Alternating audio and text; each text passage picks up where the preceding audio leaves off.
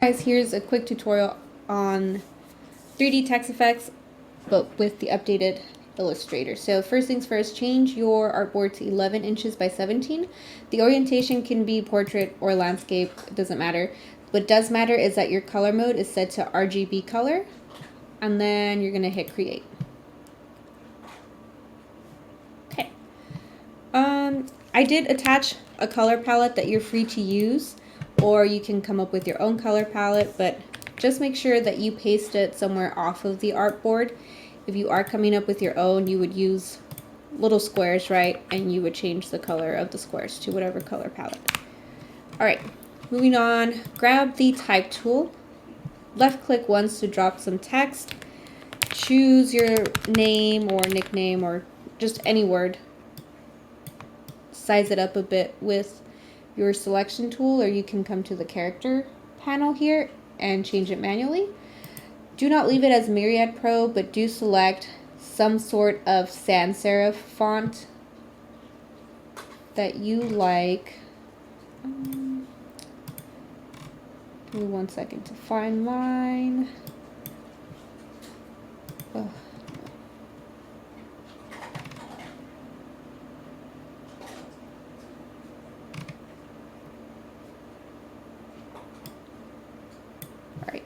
So something like that will work for now. Okay, once you've had your type down and sized it up quite a bit, go to Effect at the top, 3D and Materials, and you're going to select the 3D Classic option, Extrude and Bevel Classic, okay? Should look like this. You can rotate this cube to give you something custom if you'd like, but we're going to use the isometric top for this example, and then we're going to hit OK. Once you've done that, we're going to turn our type into object. To do that, we're going to go to Object, Expand Appearance, and then Object Expand. So now our text is no longer editable by the type tool, but we can make simple changes. After that, let's go ahead and ungroup everything. You do that by right-clicking, or if you have this menu, you can hit ungroup. And we're going to ungroup a couple of times. So now all the letters are separate, but I want to separate all these little pieces here too. So ungroup, ungroup all of the letters. Right. So now everything should be its own individual shape. Let's start by changing the color of the top of these letters. So if I click on the first letter, hold down Shift, and click on the top of the rest of the letters, it selects them all at the same time. And now I can use my eyedropper tool here and hover over this blue color to change them all at the same time. Right, now we are going to change the rest of the letters to whatever color you want. I'm going to do purple for one side and then pink for the rest. So I'll show you how to do that a couple more times here. Oops, we'll do purple. And I can do this the same way I did the blue at the top by holding down Shift and selecting multiple objects at the same time. And then probably do the bottom of the S's here again. This part is all preference. I'm going to press pause so I can speed run this. Okay, so I've changed all the colors for all of the pieces here to my liking. Now I want to add outlines to everything. So to do that, you want to use your selection tool to box select everything, come to the stroke option in your properties or wherever, and then select black outline, and let's increase this to about 2 points. Yeah, I think 2 is okay. I am noticing that I'm getting these black outlines for some of the texts, and that's just because we have multiple rectangles. So let's go ahead and fix that by clicking once on this object and then hitting the Pathfinder Unite. And that should get rid of those unwanted lines. So you're going to do this for anything that you see having that pattern we don't want.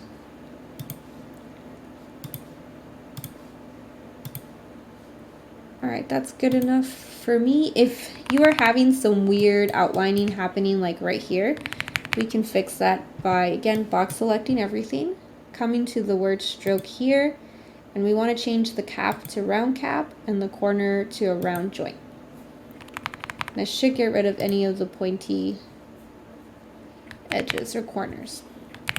Awesome, so now in the tutorial it does have some patterns. You know what, I actually want to, no, it's too late. That's okay. I wanted to change some of this to purple, but we have moved on. We have a pattern happening on some of these letters, so I'm going to apply it to the purple part, and to make a pattern, let's go ahead and choose the ellipse tool. Make sure there's no stroke and the fill is set to black. And we're going to make a teeny tiny circle somewhere off screen over here. And then we want to select said circle, go into object, hover over pattern here, and then hit make. This is what our pattern is currently looking like. So we want to change this to, I don't know, let's say polka dot for now. Change it from grid to brick by row. And we want to change this to, let's try 4 pixels by 4 pixels. Ooh, no, we want this to be bigger. Okay, so I hit size tile to art, and now I'm going to enter that here. There we go, that's much better. And we can actually, no, that's a good size. I'm actually going to come and resize the circle down even more. Oh, but it's changing the whole thing. Okay.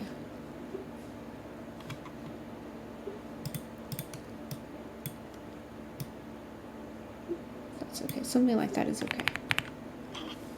And then once you're done, you're going to hit done up at the top.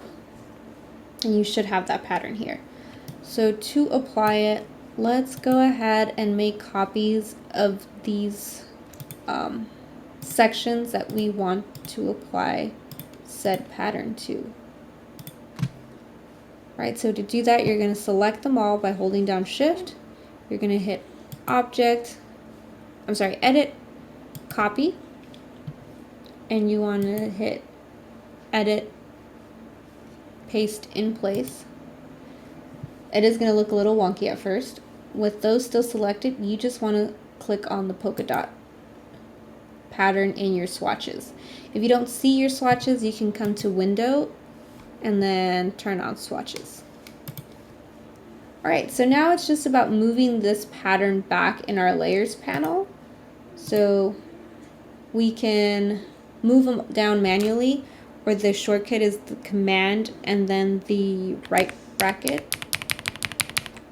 But it's really up to you how you want to shift them. They're still all selected. Oops.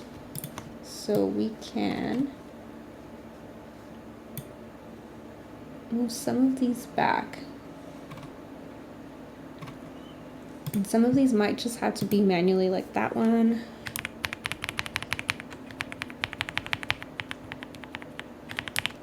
This might. Alright. That looks like, nope, still gonna go more back. Alright, that looks like that worked. And your layers panel is a good option. I'm just using the keyboard shortcut to drag stuff back. This one needs to be moved down. Oops, too far. And I think this one too. Alright, that looks better. Alright, so I'm not getting any more overlapping. Let's go ahead and add a drop shadow next. Ooh, is this one overlapping?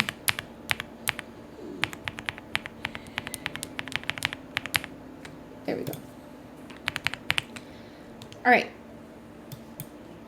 Now let's Actually, I'm going to center this,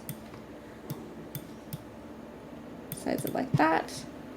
I'm going to collapse this, create a new layer, move it to the bottom and call this background, and just make a yellow rectangle because that's my color palette in the back. Okay, for drop shadow, we are going to hold down Shift and select all of the top letters here. You're going to hit Edit, copy, or Command C, and then Command paste in front, or Command Shift V. I'm going to hit Command G to join or group, or you can hit this option here. I'm going to change that fill to be black, and most importantly, I don't want an outline for that. We're going to copy this again and paste in place, and we're just going to shift this a little downwards like so.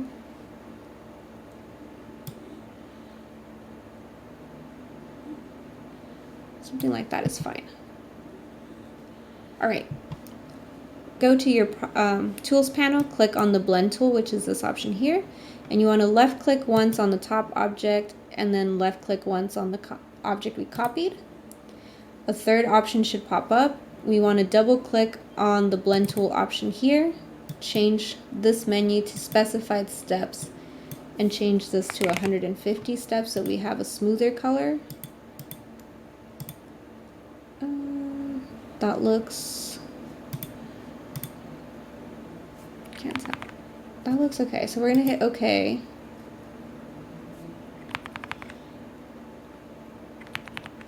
I actually don't know if that did it. I'm gonna try that one more time because I want 150 copies. Oh, I guess it did. Okay. With all of those still selected, I want to hit Object, Expand Appearance, and then Object, Expand again. With those still selected, you're going to hit OK. It does look crazy, but don't click on anything else. You're going to come to Pathfinder and click Unite, so all of those objects become one. Okay, open your layers panel, and we're going to move this to the way bottom of literally everything.